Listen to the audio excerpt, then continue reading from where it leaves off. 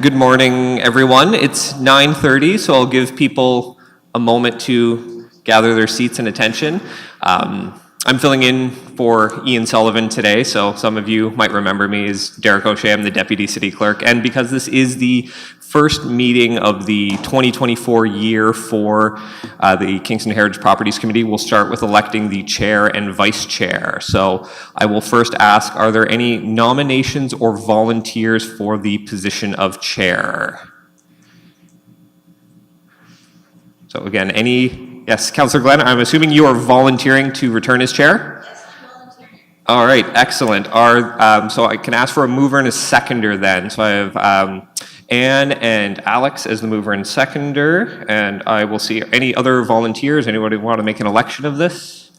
No, excellent. All right, so I'll call the question. All in favor of Councillor Glenn as chair? All opposed? And that carries, and I'll just do the election of the vice chair, and Councillor Glenn, you can come take your seat up here. So for the vice chair, are there any volunteers or nominees for the position of vice chair? Jane, are you volunteering to continue? Excellent, thank you. Any other volunteers? Seeing none, I'll ask for a mover and a seconder, then Jane McFarland as vice chair. I have Jennifer and Alex, and I will call the question. All in favor? Any opposed? Seeing none, and that passes, and I will turn things over to Councillor Glenn as chair. Well, welcome, and thank you for the support. I've had a good time being the chair for the last year, so looking forward to this year and all the interesting projects that we're going to get to review. I'd like to mention our new member, and is he not on our list? Oh, he's not, so we'll add him. Sorry, Daniel, we're making sure you're on the list now officially. So Daniel Rose, welcome to the committee. And please obviously take the time to get to know our other members. They've got a wealth of knowledge to share. Okay, so with that, we're going to the approval of the agenda, and I need a mover and a seconder. Okay, Anne and Jen, and I'm assuming everyone's in favor? No changes? Okay. Next, confirmation of the minutes. Are there any corrections to the minutes? Okay, seeing none, I need a mover and a seconder. So Alex and Ann this time, and everyone in favor? Awesome, okay. Are there any disclosures of pecuniary interest? Okay, seeing none, we have no delegations, no briefings, so we're right into our business. So what we have before us first is a pre-consultation for 610 Montreal Street. This report is for information purposes. The applicant is going to give us a presentation. Virtual. Virtual. There you are. All right, so please go ahead. Hi, good morning, everyone. My name is Camille Lewis. I'm an associate with CSV and the project architect for this project. And with me... Daryl Hood, Principal, CSV Architects. Yeah. So I know we have 5 minutes, so I might be glossing over some of the items regarding site and like code information pertaining to the project. So with that, can I share my screen of the presentation? Is that okay, so that I can kind of go through my slides? Yes, you should be able to share your screen. Or I could ask for a next slide, I guess. All right. Okay.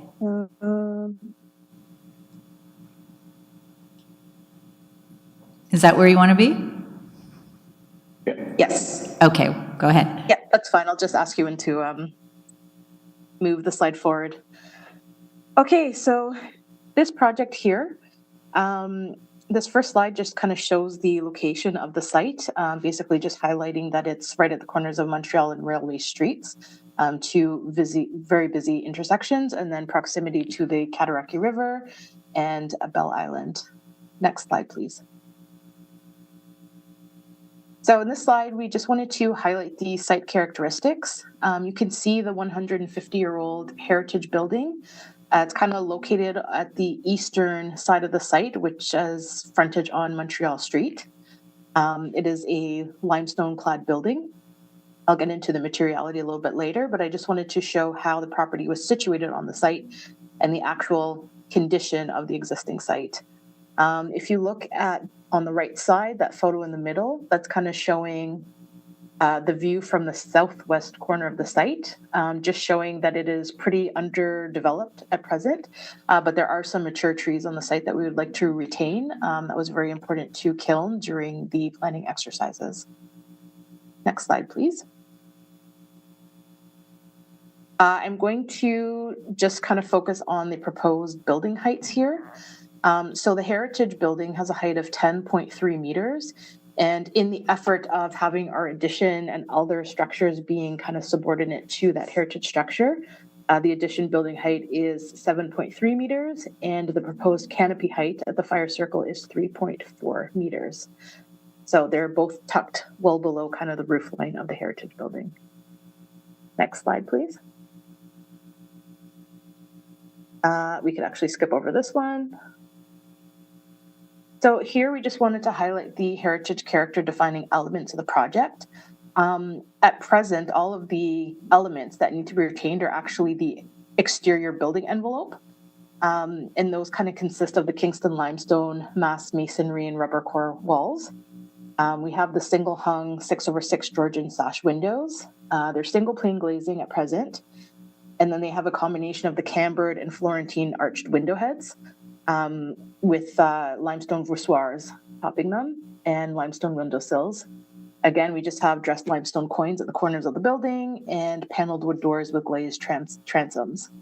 And then at the main entrance, which is the top left photo that we're seeing, is stone architrave that is kind of highlighting that window. In terms of the existing interior finishes, all of the heritage character has been completely stripped from the interior over the 150-year-old lifespan of the building. But right now, it's just standard office finishes like acoustic ceiling tile and gypsum partitions. And unfortunately, the city does not have any photos of historic photos of the interior of the building for us to get a sense of what that building was like originally. And then just the bottom right photo shows the existing addition. I think that was built in the 1980s, and it's strictly utilitarian. It's an exit stair, and then it houses M&E spaces, and built of concrete masonry units. And we are proposing to demolish the structure to have a purpose-built addition that will help support the program of KNCLN. Next slide, please. This here is just highlighting on some of the key elements. We had a kind of extensive questionnaire process with the Kingston Native Central Language Nest when we were doing the functional programming.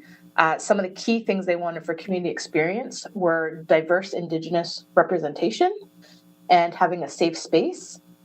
And they wanted it to be beautiful and intentional, and then to highlight natural elements and materials that were infused with Indigenous meaning rather than having specific Indigenous iconography that might be geared towards one group more than the other. So, next slide, please. I'll just kind of focus on the exterior functional program because that's really what kind of pairs with the exterior of the heritage building, which we are focusing on today. So we want to focus on naturalized landscaping. We have some terrace planting gardens for the planting of food and medicinal herbs, a storage shed, an outdoor kitchen, a ceremonial fire and shade structure, which was kind of central to the program, a naturalized play area, and an area where sweat lodges could be erected and demounted in the future as required.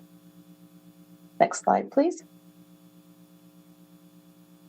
So preliminary sustainability objectives. So the mandate of the City of Kingston for this project was meeting the Green and Inclusive Community Buildings program.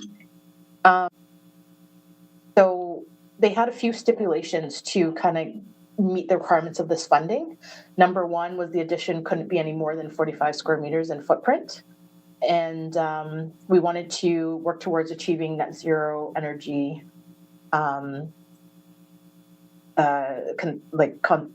consumption. So this is kind of going to be a balancing act between preserving the heritage building envelope and meeting the net zero energy requirements. So we're looking at adding insulation to the building. There's currently no insulation anywhere there. restoring the original heritage windows and then adding interior high performance triple glazed sol sashes on the inside that will not affect the exterior appearance of the heritage windows. Next slide, please. These are just a few concept images that we had, just focusing on warm tones and then some of the form that we were looking at. We can go to the next one. This one is just showing some of the elements of naturalized landscaping that we would like to include on the site. Next slide.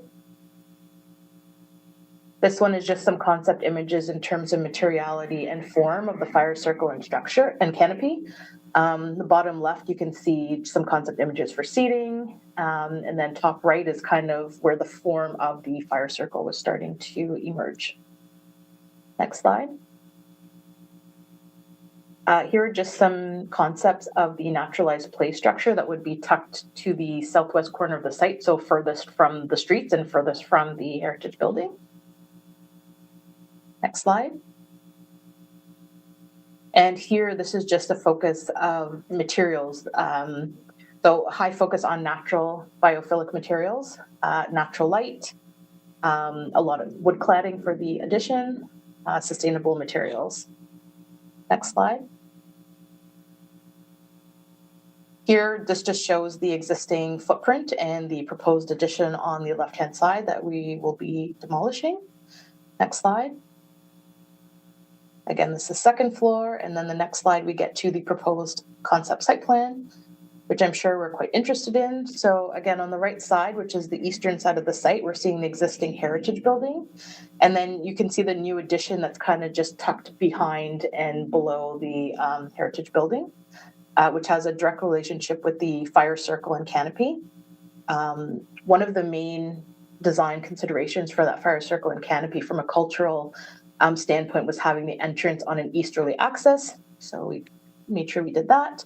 Then we have just some nice winding pathways through the site with naturalized landscaping. And then to the east, we are showing the terraced gardens. One of the things we got a comment from the planning was to potentially move the driveway. So the site access, move it as far west as possible. But we are awaiting information on the easement. You can see the kind of curved property line. That's an easement. We're waiting to find out who it's in favor of to see if we can potentially use that land for the driveway access. So if that's the case, then we will be doing a little bit of redesign of the parking lot area. Next slide. So here, this is just showing the proposed floor layout and the relationship of the new addition. In relation to the heritage building, you can see there's kind of a central link, which is a kind of minimized, smaller structure that links the two buildings. The idea is that it would kind of be, you'd be able to kind of see through it, so creating space and volume, and then also highlighting the heritage limestone of the interior of the addition. Next slide. This is just the second floor, so I think now we can just pass to the renderings. So this one is the view from Montreal Street. We just wanted to show that the fencing is definitely lower. It's quite a few feet lower than the actual entrance of the heritage building. And we wanted to provide security because that was a main concern for KNCLN, given their surroundings and some of the things that happen on the current site. But then we also wanted to provide visibility through to the heritage structure and not obstruct any of those character defining elements. Next slide. So this is the view from the corner of Montreal and Railway Streets. Again, it just shows the transparency of the fencing. It shows site access, accessibility. And then again, just still there's a highlight and a focus on that heritage building, and you can just see the addition kind of peeking out behind a little bit there. Next slide. And then this is the view from Railway Street, looking southeast. Where you can see a little bit more of the addition and how the canopy starts to form. It's kind of a shared canopy, which highlights the new main accessible entrance of the building. And then this slide also just shows materiality. So the proposed natural materials, they have similar aesthetic to the limestone in terms of color. And then how we've used some of the darker cladding to kind of make some of those volumes disappear and recede to still give a lot of space and breadth to the heritage building. So that concludes our presentation. Thank you very much for that and for all the wonderful visual. I think that is going to be helpful in our discussion. So now I'm going to go to questions from the committee. You have 5 minutes each. We can do rounds if necessary. So any questions from committee? Okay, Peter. Oh, thank you very much for that. Basically, very much in favour of what you're doing here, reusing a heritage building in a wonderful way. One of the problems this committee has had is in dealing with solar panels on heritage buildings, mainly because the various guidelines are somewhat out of date. The city is obviously very much in favour of solar panels. Heritage groups quite haven't caught that far yet. I see by the plan we have that you have probably a small solar panel over part of the new building. I would suggest that you consider the whole of the south roof. And the reason I say that is that when you're driving up Montreal Street, that roof is basically hidden. It isn't shown in any of the photographs. And if anybody is looking, they're going to run into difficulties at the traffic lights anyway. But I think you have a much larger potential area for solar panels than you've presently got. But for everything else, congratulations on what you've been doing. Thank you. Thank you. Maybe if I could just respond to that. Part of the reason why we hadn't put any solar panels on that main structure, number one, just in keeping with standards and guidelines of conservation of historic places in Canada, we kind of wanted to avoid doing that. I do see your point that it's not as visible. But the second point is that for the funding that Kiln is looking for, the funding will only cover structures that have sustainable elements. So if we put the solar panels on the newer parts of the structure, then they will be covered by funding. So that was kind of very important for them to kind of meet their but it's something that we can investigate with the whole team. Okay, thank you for that. Anyone else from committee with questions? Anne, go ahead. Yes.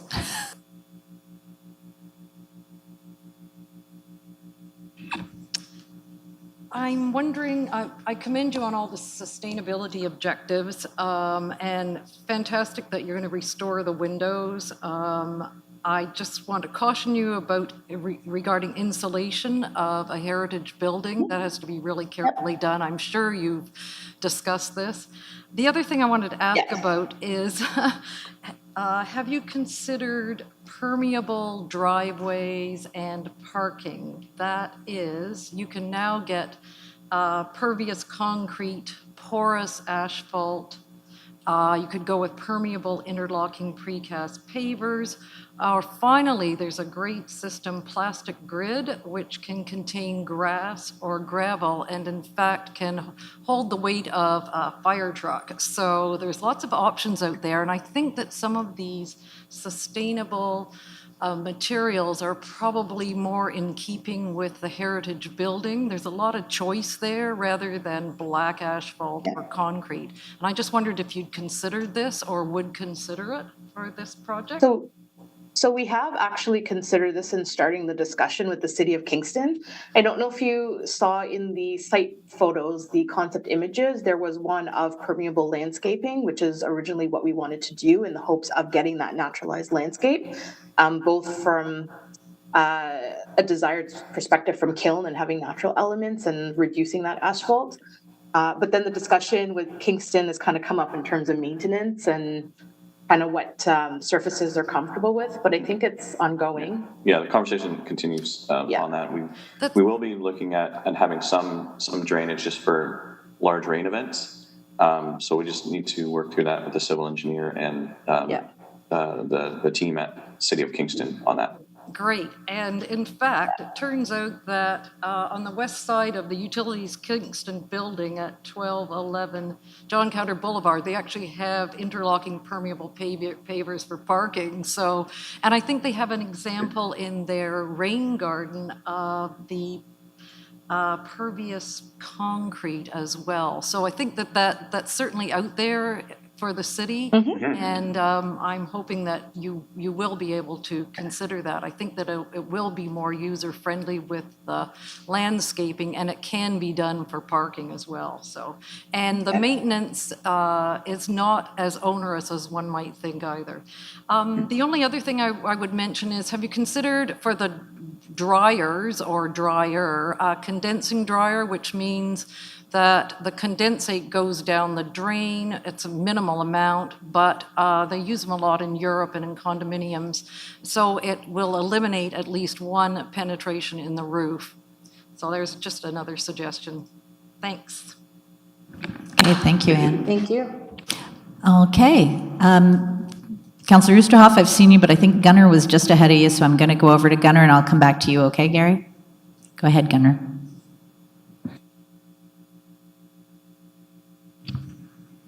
Sorry about that. There are a number of things that concern me a little bit.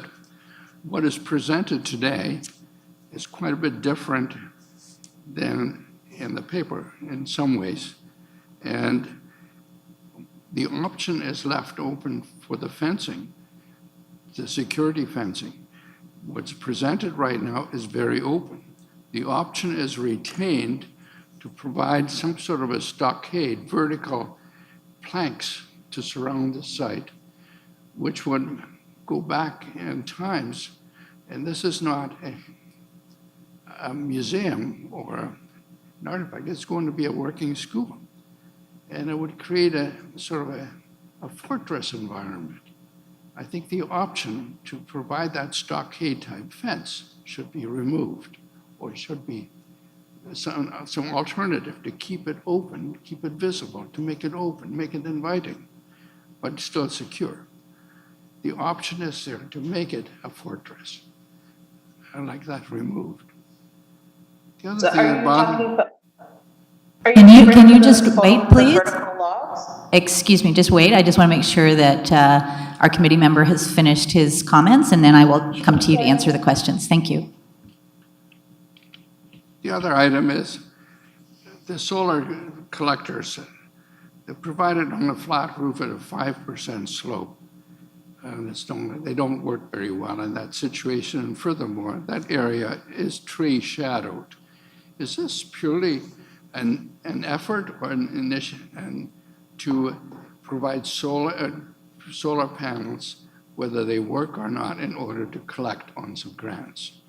I think I would like to go and reinforce Peter's position that if we put solar panels in, we should put them where they work and are truly effective. The other item is the option is open to cover the lower roof with solar panels. And again, we provide, and that would be at the expense of providing a natural environment, taking advantage of sun, wind, and everything else by putting low solar panels on a lower level that robs the facility of that option. I think it should be reconsidered. Third item is the Aboriginal community been fully informed about it? And what about the status of this future sweat lodge in the worst possible location from a cultural environment, from an Aboriginal cultural environment? It brings back to life my experience of working with the Mishnabee Cultural Center, where not enough consultation was made with the Aboriginal community, and it just, what was proposed many times just simply didn't work. Has this community been fully informed, and are they apprised of all the options? And the fourth one is, has this project been costed? And can this be built? Is it realistic to build it as presented? Okay. 4 questions. All right, thank you, Gunnar. So just to be clear, we'll stick to the heritage-based questions.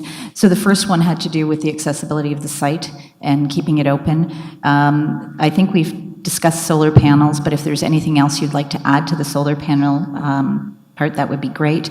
Also, the consultation piece, I think, is relevant. Costing, on the other hand, isn't something that comes before us as a committee, so certainly in other areas of this development, we can get into that, but not here at Heritage. Okay, so I will let the applicant go ahead and address those three issues. Thank you. I think maybe the first one that I'll address is the consultation. So when we went through this process, it was a collaboration between the Kingston Native Center and Learning Nest. It was done in partnership with them, so they were with us every step of the way. And the design reflects what they wanted for their facility, which works best for their programming. So yes, there was consultation, and they are very supportive of the site, how it's programmed. They think it will fit their needs quite well. I don't know if you want to touch on any of the other ones, Daryl. You want to add anything? No, I would just also say, yeah, the approval process for the designs that are in front of you was approved by the user groups. So that's, as Camille said, full consultation throughout the entire process with that group. Yeah. I think the other issue was that there is the potential for changing the fence, but what we've presented today is the intent to do this. There was some interest in perhaps part of the play area to have some of the more naturalized fence just in that area to create more of a naturalized environment. So that may be portions of it, but with respect to the frontage on the street, that's the intention of an open and transparent fence that still retains some level of security. So that would be the fence. I think we addressed the fence question. And sorry, I've forgotten what the third question is. Solar panels, if you had any more comment on them. Yeah, the intention of the sustainability initiatives, we have quite an elaborate team of engineers in addition to our architectural team. And we are working through quite intentionally to make sure we achieve our goals of our reduced carbon footprint and net zero goals. So I think that there's no intention to just have the system not work. So we are early in that stage, but we'll be having to report with energy models all the way through the final design process to make sure that system, in fact, does achieve the goals it's meant to. Okay, thank you very much. Councillor Oosterhoff. Excuse me. Good morning, Madam Chair. Congratulations on your reappointment. You'll do a great job and are doing a great job. Thanks for the presentation. And I didn't know Gunnar could actually read my notes from there because he asked the exact same question. I'm pleased to know that there has been collaboration. You said it was Learning Step, and which was the other collaboration group? I didn't hear the next name. Sorry, it's the Kingston Native Center and Language Nest. So it's one entity. They will be the user group. They currently reside in the building now, but they will be continuing on as the user of the building once it's complete. Yeah, and if there's any confusion, they've renamed their organization since the beginning of the project. So we sometimes still say KILN because it was the Kingston Indigenous Learning Nest, and now they have changed their name. So sometimes we still call the initial name that how we started the project. Yeah, that's one. All right. I just thinking, Madam Chair, it would be kind of nice if we even heard from them a little bit in these presentations where this specific project would be could also speak to. It would really give us listen to them a little bit as well. I think that would be kind of cool, an idea anyways. The other thing was, I don't exactly know everything. I know what's going to the purpose of this structure, but I think I understood from you that there will be the whole property is taken into account, and which is really important, I think. And so I wanted to ask, so with the parking area and the wholeness of that, I mean, what's the occupancy likely to be? Can it be a place where there is still adequate ability? Obviously, we'll have bike parking and everything, but also vehicles so that people can go there and visit and be part of that. Is it large enough to accommodate the community as well, and experiencing this kind of facility? And certainly we have discussed the amount of parking and at different times when the different programming would happen. Their team indicated that approximately 12 spaces would be adequate for when they have their larger language classes, and often there won't be a lot of parking needed, and so the way that it's designed is that the parking and the open space can be programmed as needed. If they need larger open space, the parking wouldn't be allowed on site if they're having a larger gathering. But from the day-to-day functionality, the number of spots that we've shown there is what they anticipate they will need for the different programming. And as you say, they have some indoor programming, they have some outdoor programming, and they, through the process of the design, felt that the way the site has developed, they'll allow them to do, have some flexibility to have both indoor and outdoor programming happening simultaneously. Okay. I would just really want to say, Madam Chair, that's really important. I think that we also allow for some, which I think I heard from you, that there's some inherent design that from 12 to 20, it should be, something. All I know is I recently built a commercial location, and parking is easily underestimated, and then it's not fun. That is a busy intersection. You can't go anywhere else to access that spot. So it's got its own challenges. So I just really urge you to think about that and to use creative, whether it's temporary, allowable, so allowing people to be comfortable and safe when they have to go there. And it's just my thoughts for now. And thank you again. I look forward to seeing this move forward. Okay. All the best. Thank you very much, Councillor Oosterhoff. And I'm just going to gently remind people that we're going to try and stay in the heritage realm. So I allowed that because we're in a pre-consultation phase, but if we could kind of keep our comments limited to heritage. Thank you. All right. So I am seeing Jen over here. Thank you. Hello. Yeah, I just wanted to say, I really like where you guys are going with this. I like how you've attached the addition with that black element. It's a very clean, nice way to go about it.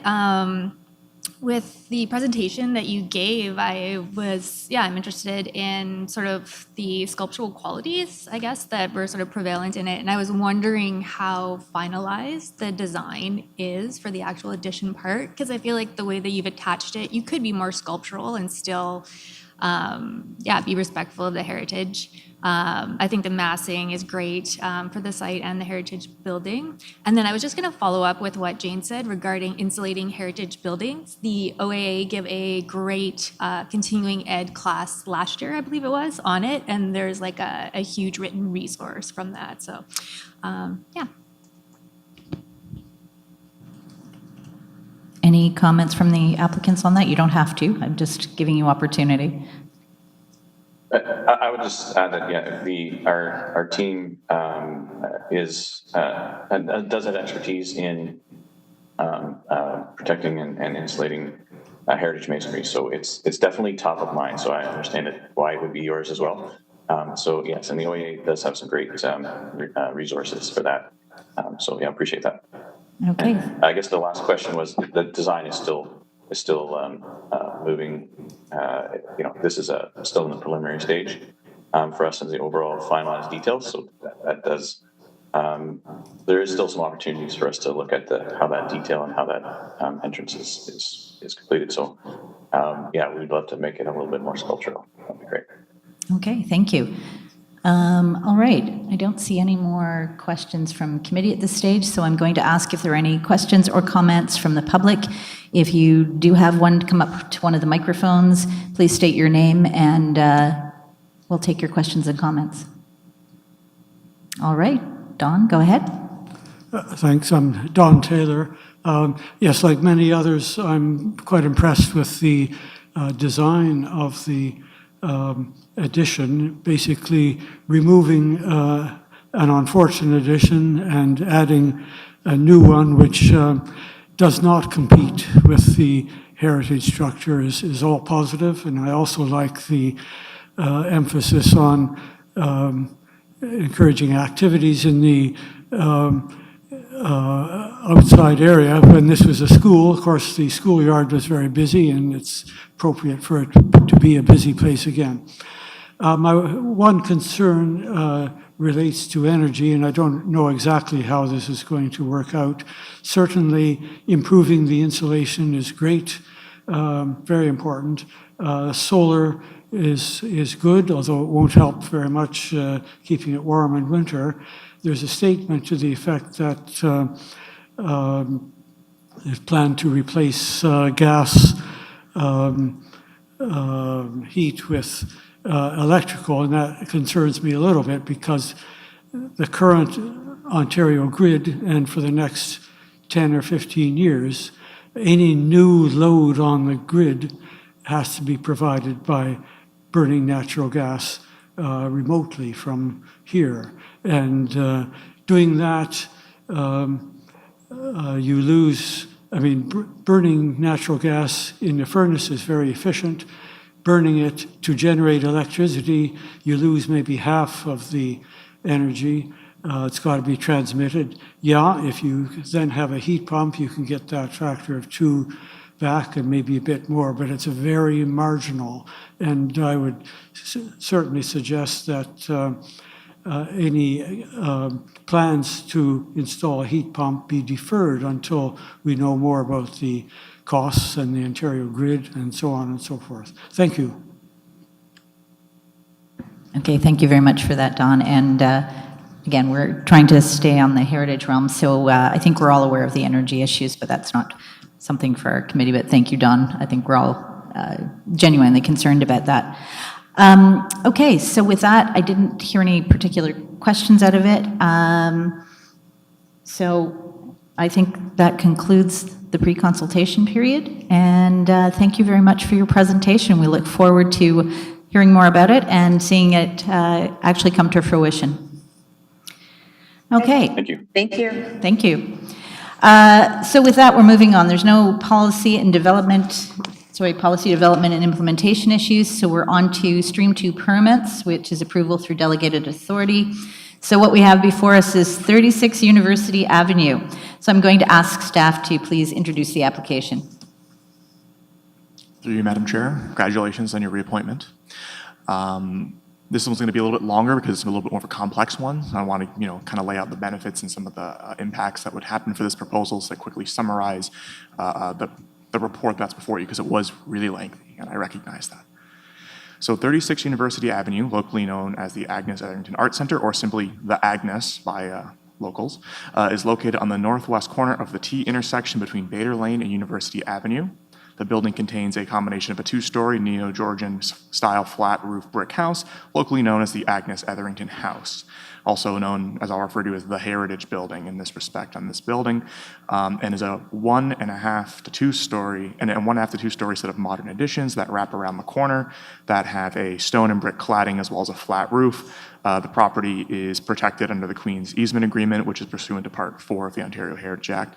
The application that's before you is for alteration to demolish the existing 1974 and 1978 in southeastern portion of the 2000 year installed additions and replace them with a tiered 3-story glazed addition on the south elevation, and that steps down to a 2 and then 1-story along both the eastern and southern elevations. A glazed 2-story addition connecting the historic house on the eastern elevation and a 3rd-story addition comprised of corrugated metal with limited glazing will also be constructed on the northwestern and western elevations.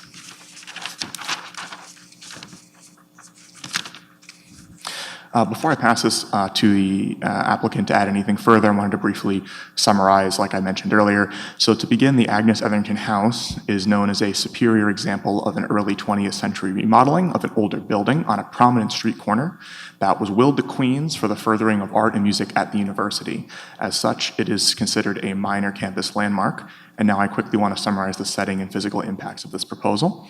So when we look at the setting impacts, the scale of the redevelopment will obscure the historic building from multiple important viewpoints, namely looking north along University Avenue when located at the bottom of the hill, and at the intersection of Bader Lane and University Avenue, while its design will supplant the historic house's existing contribution to the building's overall status as a minor landmark and Queens' cultural landscape as a whole. However, their distinctive design of the addition will make it further more clear that what is historic and what is modern, and the massing of the addition will be in scale with the surrounding heritage buildings that surround it that are also noted in the easement agreement.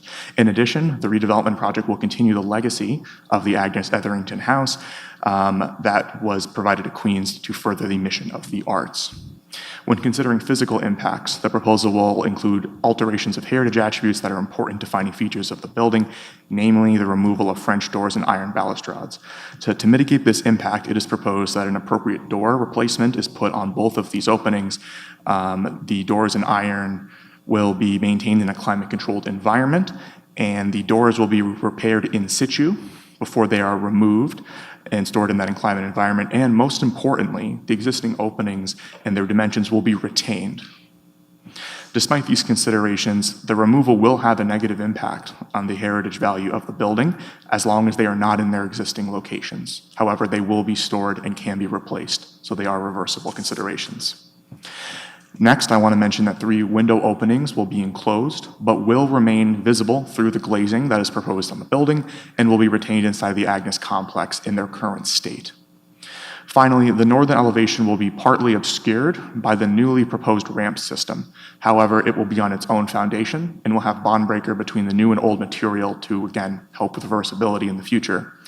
And I want to emphasize that despite these negative impacts, there will also be a number of positive ones that I want to highlight as well. These include the restoration and retention of all period windows, the installation of appropriate storm windows that will maintain the view of these period windows, the movement of existing vents to a more obscure location, the replacement of an unsympathetic north-facing window, repointing of the building's masonry, restoration of the exterior wood elements, including the preserved historic entrance of the historic house that faces the east and that is not being altered as a result of this development, and the like-for-like repair of the flat roof to maintain the building for the long term. In addition to the above, to ensure that these works are done in an appropriate manner, the applicant will submit a heritage protection and conservation plan that includes a vibration study, as well as a documentation report of the building's current condition prior to site demolitions or removals. Overall, it is staff's recommendation that this project appropriately adds to this building's extensive redevelopment history, while allowing for the building to be appropriately redeveloped in the future by not permanently altering and disposing of its heritage attributes. Staff believe that several important heritage conservation strategies are present as a part of this proposal, and these include reversibility, retention, restoration, and legibility. Finally, relevant conditions of this approval that exemplify these principles include the following, which are all listed in your report, but I wanted to highlight a few that are particularly relevant. The north and eastern elevation French doors and iron balustrades will be repaired in situ to the greatest extent possible prior to their removal and then be stored in a climate-controlled environment to allow for their future reinstallation. That the north elevation ramp and terrace will be completely reversible by way of a separate foundation and use of bond breaker between the historic house's wall/foundation. That the opening dimensions for both French doors will be retained as is, that a heritage protection and conservation plan that includes a vibration impact assessment and plan and heritage documentation report be provided to heritage planning staff prior to demolition/construction, that the finalized design details and color of most features and all signage, all of which are included in the report in great detail, will be provided to heritage planning staff for review and approval prior to installation. That the recreated wood and masonry features that require complete removal, if that is even possible or required, be subtly dated with the year of creation, and that heritage planning staff be notified prior to their installation. That the finalized location of exterior utilities and mechanical units be provided to heritage planning staff for review and approval prior to installation, and that all retained window works will be completed in accordance with the city's window policy. Now, I know that was a lot, but I wanted to kind of discuss that to make it hopefully a lot easier to have this discussion with everybody. And with that, I want to pass it to the applicants for any additional information they would like to add on this proposal. Thank you. Okay. Go ahead and welcome. Good morning, everyone. Good morning, Madam Chair, committee members, and staff. It's a real pleasure to be here with you this morning. The project before you is really exciting, I think, to Queen's University and the city of Kingston, but also to the country as a whole. The central vision of the revitalized gallery is to have Indigenous and Western worldviews sitting side by side while also respecting the campus context and the identified heritage resources that it will be adjacent to.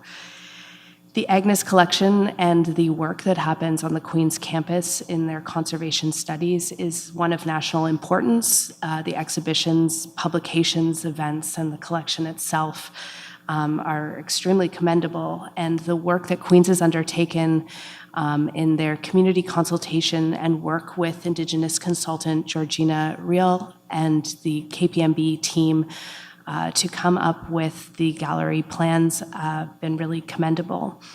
The result is going to be a landmark building which responds to the surrounding campus while providing opportunities for these programs to expand and develop in a way that will continue the reputation and regard that people have for the Agnes.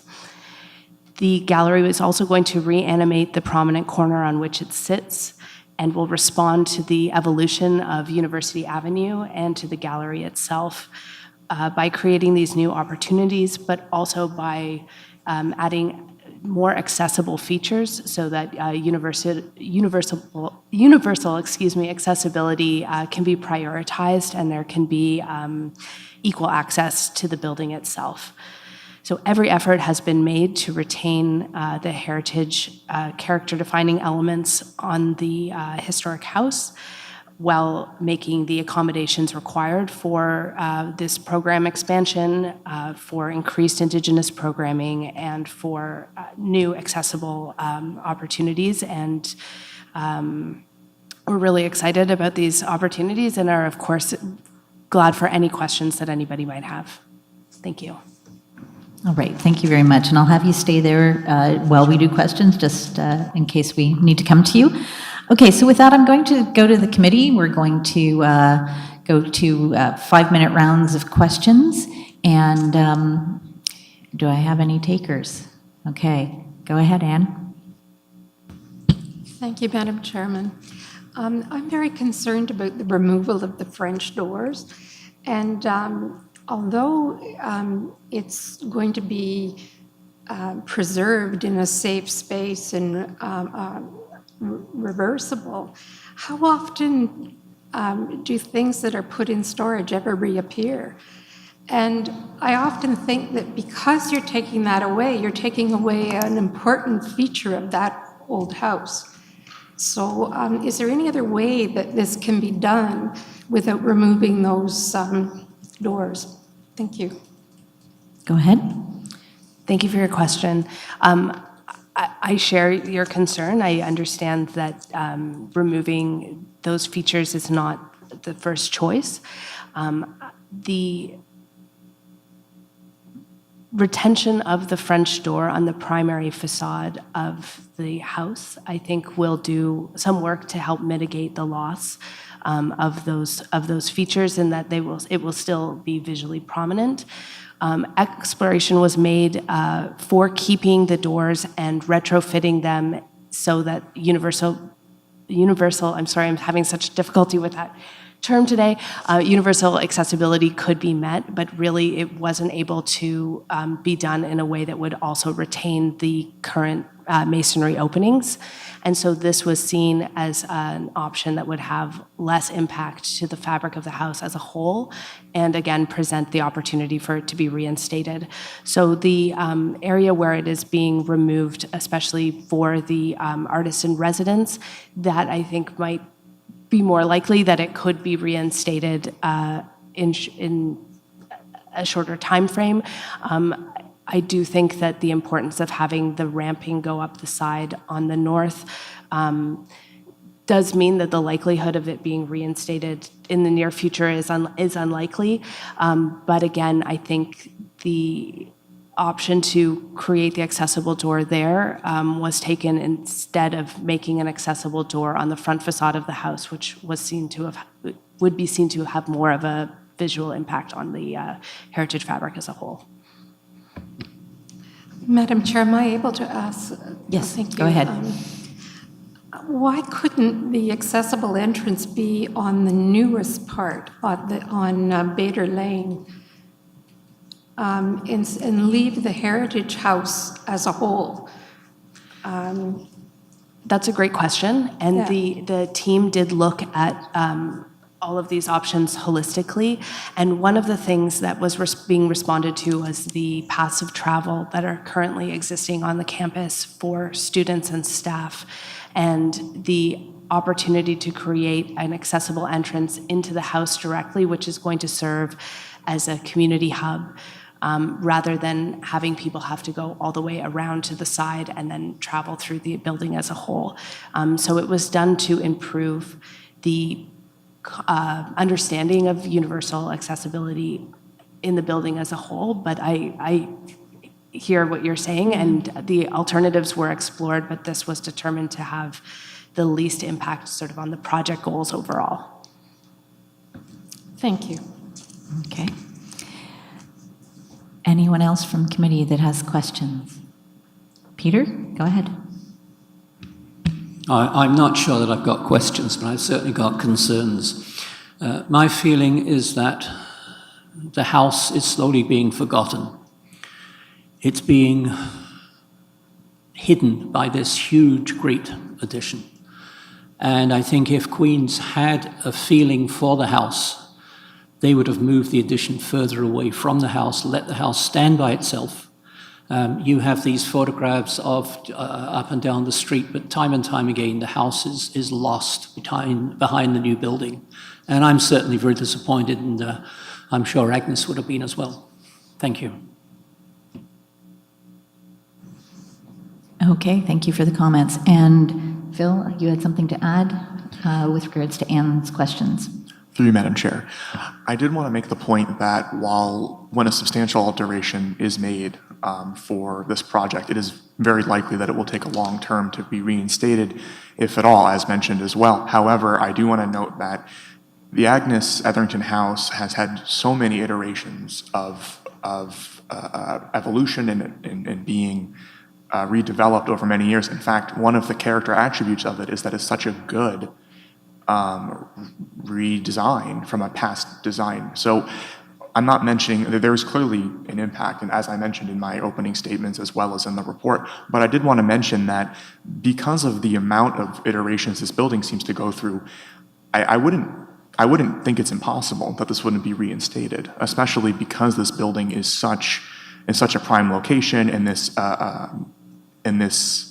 art gallery is so prominent, an important part of Kingston and in the country in general, that I do think that there will be future expansions and revisions. And as things change, I do think that the preservation of these heritage attributes will provide that opportunity in the future when another redesign is done, because this building, I think, has gone through at least 6 at this point. So I completely agree with you that there will definitely be an impact as long as they're not there, but I do think there is hope in the future that it will be reinstalled, and I just wanted to make that point as well. Thank you. Thank you, Mr. Prowl. Okay, Jane, go ahead. I'm sure this is in the report, and I probably missed it, but I'm hoping that photos are being taken of the existing conditions. Is that happening? Just to confirm that a full documentation report is going to be done of the current conditions of the gallery, and so that will enter into the archival records as a reflection of the changes. Thank you. Okay. Any further questions from committee? Okay. Oh, Daniel, thank you. All right. Good morning, Madam Chairman, and thank you for welcoming me on board today. I'm happy to join. So my concern stems from my professional career as a collections manager. With regards to preserving the original balustrades and French doors. I commend the efforts, but I'm curious as to where exactly they'll be stored, whether that will be on site at the Agnes or otherwise at Queen's, because I know they have a number of facilities. And as an extension, depending on where this is being stored, will there be that sort of corporate memory that these items are attached to the Agnes, which could perhaps mitigate or otherwise counterbalance a lot of the more modern renovations that are being made, so that there could be efforts to restore in the future. Just curious as to what the concerns are with regards to that. Go ahead. Thank you for your comment. That has been a concern, I think, for the team as a whole. We've determined that well, the hope is that the doors will be able to be stored at the Agnes itself. Who better to take care of a historic artifact than their curatorial team? Every effort will be made to ensure that their whereabouts and importance is communicated. After all, they will still be referenced in the easement agreement, and they will still be considered to be character-defining elements, despite not being in situ. So I assure you that this concern has been brought up, and that every effort will be made to ensure that they are not lost in the storage room. Okay, anything further? All right. And Mr. Prowl would like to address Jane's previous comments. Thank you, Madam Chair. Through you, my apologies for the broken telephone here. I wanted to quickly mention that in terms of the documentation report, I just wanted to reiterate that it's a condition before installation and demolition that we will have that report in hand. So we'll make sure that before anything is changed, we'll know the exact condition today, which is good heritage practice. It's good for the history of the building that has so many iterations of redevelopment that we will have a record of its existing condition today. Obviously, it doesn't preserve exactly forever in real time, but it's really important to have that information, especially with such a building that one of its character attributes is its continued evolution. Thank you. Thank you for that. And Peter, you had some questions. Well, I've got a question, if I can ask it, not on so much the application, but on the recommendation. This is a huge project. It is probably... Peter, we'll go to the recommendation after, and Okay. at that point, I think that's where it's appropriate to Thank actually you. ask the questions regarding the recommendation. Okay. All right, Anne. So we're into second round of questions, just so everyone is aware. Just a short question. Has the Benedictson and Richardson families been asked their opinions about the architecture of this house being changed with the removal of the doors? My understanding is that the team at Queen's has reached out to the Benedictson and Etherington family. I'm not sure if they've received responses back, but the design team has asked that any responses from the family be passed back on to us. So we would be glad to provide an update if and when that occurs. Okay, thank you. So are there any other questions from committee now that we're into basically second round? Okay. Seeing none, then I'm going to go to questions from the public. So is there anyone from the public who would like to ask a question or make a comment at this point? Okay. All right. So seeing none, then we're going to look to the committee to move a motion, and at that point, we can discuss the recommendation. So I need a mover and a seconder to put this on the floor. Okay, Jen and Councillor Oosterhoff. Okay, so I'm going to open it up to the committee now to discuss the recommendation before us. I'm not going to read through it because it's rather lengthy, but if you have any questions on it, comments. Okay, Peter, go ahead. Well, mine starts right at the beginning, so you don't have to read too far. This is a huge project. This is an incredibly visible project. Ontario, national, probably international. And all we are doing is referring it for approval. It's not going to council, I don't believe. I would suggest that something needs to be looked at. in our procedures if a huge project like this can be approved without council knowing what's happening. That's my only comment. Okay, so would staff like to address the procedural issue on it? I can address part of it through you, Madam Chair. Okay, I do want to thank you. mention that this is one of many approvals for this entire project. This is just the heritage permit. This project has other approval mechanisms that it's going through. I believe it's going through site plan control as well. I'm not sure if there are other Planning Act applications that are in effect too. I believe site plan control applications can be referred to council for a decision instead of being done at a staff level as well. But I would have to defer to my colleagues in planning for that. But my main comment is that this is not the only approval that will be necessary for this project. I do share your concern though, but in terms of the procedural aspect, we are simply following the powers provided to us in the updated delegated authority bylaw. Thank you. Okay, I'm going to also ask Derek to address the procedural steps, just so that everybody is in clear understanding of the process, because oftentimes it is a little bit confusing, okay? Thanks. All right, this will be quick, Madam Chair, but I just can confirm that this application is following the process as outlined in the delegated authority bylaw for these matters, and that as was passed late last year as part of the necessary amendments that came to creating the Kingston Heritage Properties Committee. Okay, thank you.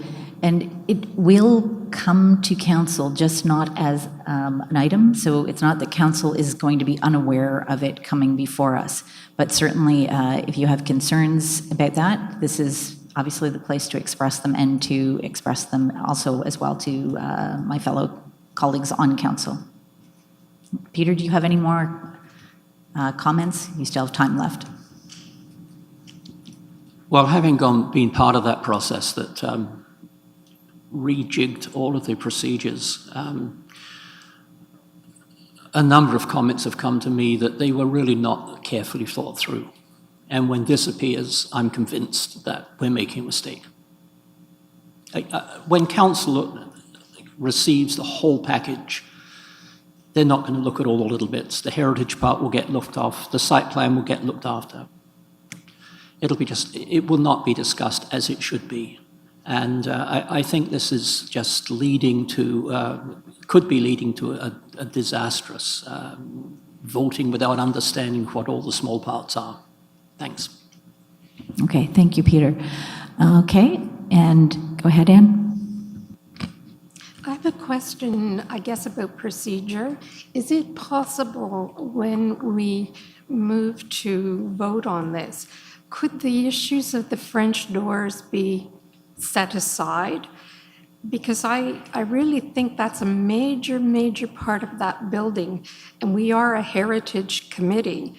The new stuff is the new stuff, but the old stuff is our responsibility. So are you proposing an amendment? Now, again, I'm very new about this. I would like to see that be made into an amendment if that's... Can we take a recess because we have to look out on the speed up, so let's see if there's somebody who will second when we look back, and then we can move the stuff. Okay. It's going to take some time to figure out how that would work.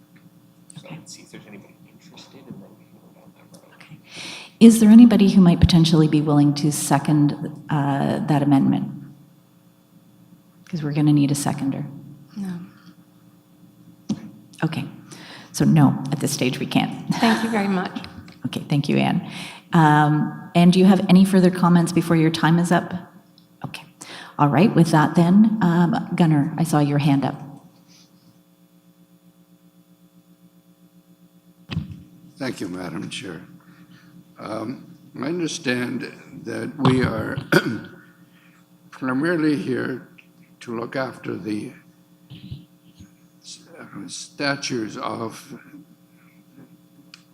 is this better? Is this better? Of the Agnes Agnew, Agnes Agnew arts building, and we are not here to endorse the new construction. The new construction, namely, the massing is given, but we have voiced some objection to the stockade facade and some of the metal siding and so on. That is, in endorsing and passing the vote that comes up, we're only looking after the existing Agnew building. Is that correct? We're not necessarily endorsing the new work. So my understanding, and I'll ask staff to also clarify this is to look at the existing building, but also the impact of the build around that building. Correct? Okay. I'm getting nods from over there, so. Through you, Madam Chair, I agree. Okay. So just to be clear, Gunnar, I'll reiterate that. Yes, we are to look at the building itself, but also the impact of any new structures around that building in terms of the heritage aspects. So is the new structure going to positively or negatively impact the heritage character of the building? Thank you. Any further questions or comments? Because you do have some more time left, and I just want to make sure that you understand that this is your time to discuss it.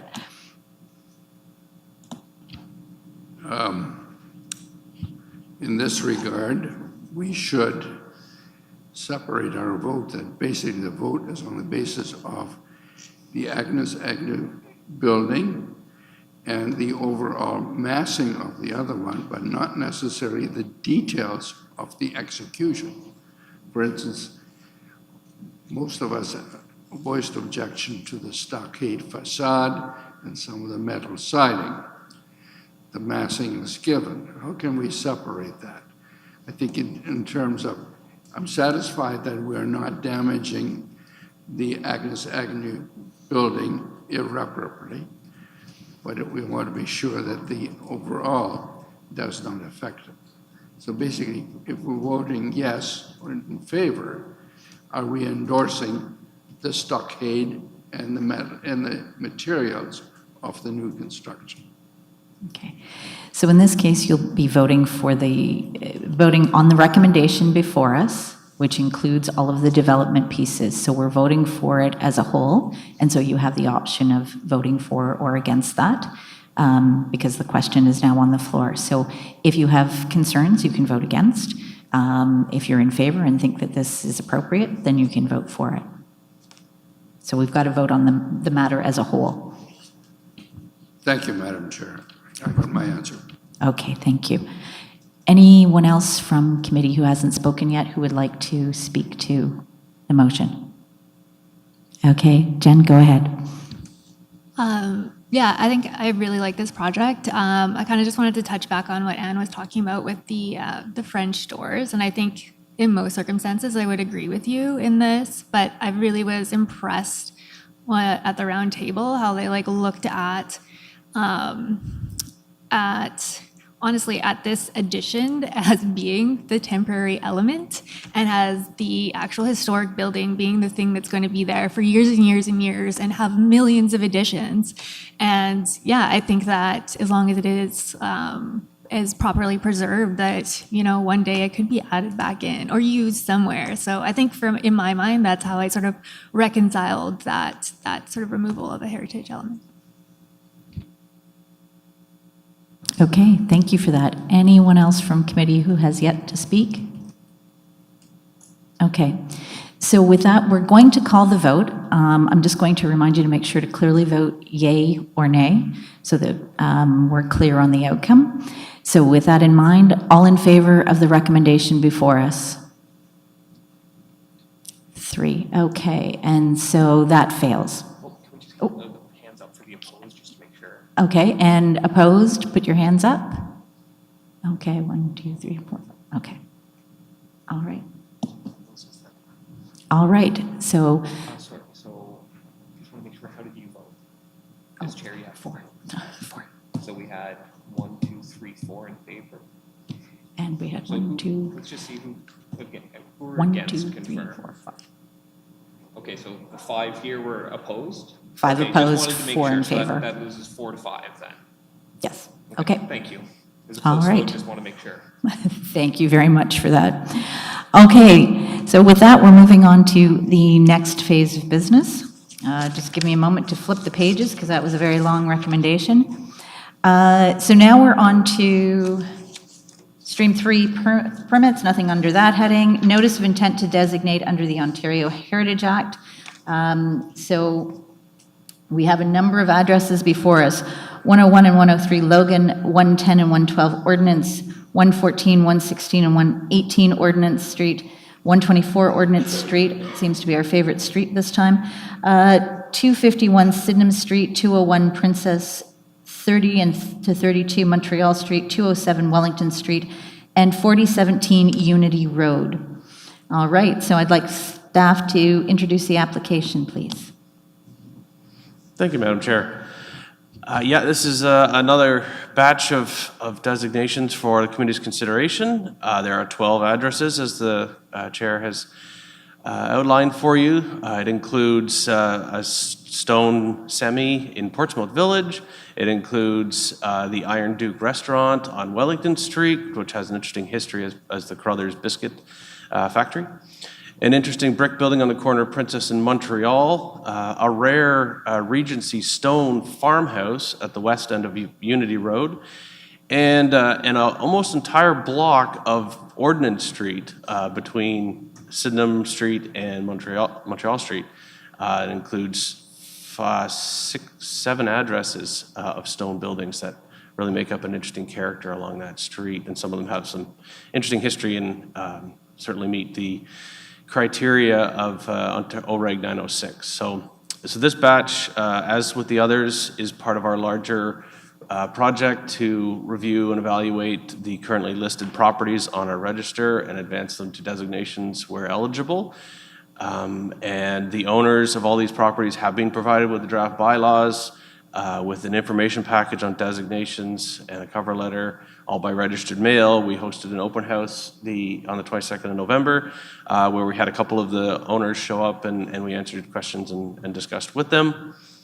The notice of intent to designate and the draft bylaws that are before you have been prepared in accordance with the current Ontario Heritage Act, and we recommend serving a notice of intent to designate on these properties to ensure their conservation and to enable city to provide support to the owners and tenants. Thank you.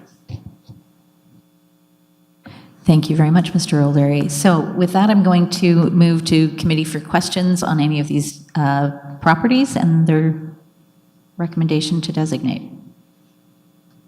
Okay, so seeing none, I'm going to move to the public. Any questions or comments from the public on these designations?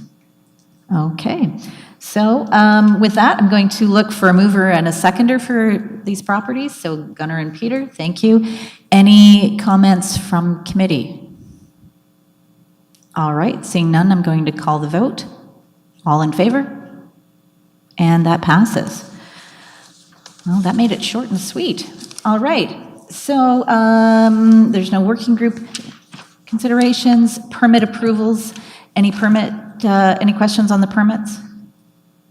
Okay, seeing none, no motions, no notices of motions, no other business, no correspondence. So the date of the next meeting is January 24th, 2024 at 9:30 a.m. And as we adjourn, I want to just take a quick moment before we do to thank the committee for all their hard work. It's been a busy year, particularly with the designations and several large projects. Also, I would like to thank the staff. I know how hard you're working on all of these projects. It's a lot of detail and a lot of time. So again, my deepest appreciation for all of the work and the roundtables that go on here. It's an excellent committee and an excellent team here at Heritage. So have a wonderful holiday and a happy new year. And with that, I need someone to move and second to the adjournment. Daniel in there and Alex. All right, all in favor. Have a happy holiday.